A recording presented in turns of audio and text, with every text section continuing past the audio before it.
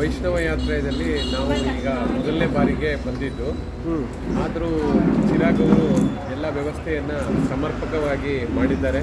ಆದರೆ ಇಲ್ಲಿ ವಿಶೇಷತೆ ಏನಂತ ಹೇಳಿದರೆ, ನಾನು ಹೋಗಿದ್ದ ಒಂದು 4-5 ಈ ಟ್ರಿಪ್ ಕಂಡಕ್ಟರ್ಸ್ಗಿಂತ ಇದೊಂದು ಸ್ವಲ್ಪ ವ್ಯತ್ಯಾಸವನ್ನು ಇಲ್ಲಿ ಗಮನಿಸ್ಬೋದು. ಇಲ್ಲಿ ನಮಗೆ ಯಾವುದೇ ರೀತಿಯ ಒಂದು ಹರಿಬರಿ ಆಗಲಿ, ಬೇಗ ಏಳಬೇಕು, ಬೇಗ ಬರಬೇಕು, ಆಮೇಲೆ ರಾತ್ರಿ ಲೇಟ್ ಆಗೋದಾಗಲಿ ಎನ್ನುವ ಯಾವುದೇ ತೊಂದರೆಗಳಾಗಲಿಲ್ಲ. ಎಲ್ಲ ದೇವಸ್ಥಾನದಲ್ಲೂ ದರ್ಶನಗಳು ಭಾಳ ಚೆನ್ನಾಗಿ ಆಗಿದೆ.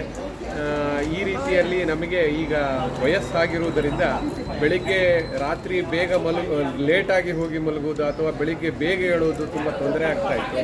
ಆದರೆ ಈ ವೈಷ್ಣವ ಯಾತ್ರೆಯಲ್ಲಿ ಮಾಡಿದಂಥ ಚಿರಾಗ್ ಅವರು ನಮಗೆ ಸೂಕ್ತವಾಗಿ ರೆಸ್ಟ್ಗಳನ್ನು ನೀಡಿದ್ದಾರೆ.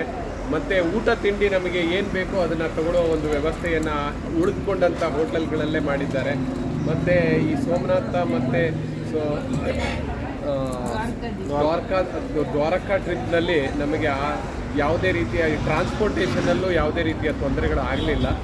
ಆದ್ದರಿಂದ ಈ ಹೋಟೆಲ್ ರೂಮು ಮಾತ್ರ ತುಂಬ ಚೆನ್ನಾಗಿತ್ತು.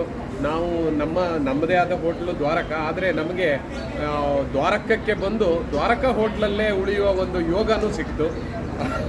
ಆದ್ದರಿಂದ ಈ ಒಂದು ಚಿರಾಗ್ ಅವರ ವ್ಯವಸ್ಥೆಯನ್ನು ನಾವು ಯಾವಾಗಲೂ ನಮ್ಮ ಜೀವನದಲ್ಲಿ ನೆನೆಸ್ಕೊಳ್ತೇವೆ ಮತ್ತು ಟೂರು ಯಶಸ್ವಿಯಾಗಿದೆ ಅಂತ ಹೇಳಲಿಕ್ಕೆ ಇಷ್ಟಪಡ್ತೇನೆ. ಧನ್ಯವಾದಗಳು. ಬೇರೆ ಯಾರು? ಮೇಡಮ್ ಅವರೇ, ನೀವು ಸರ್, ನೀವು ಹೇಳಿ.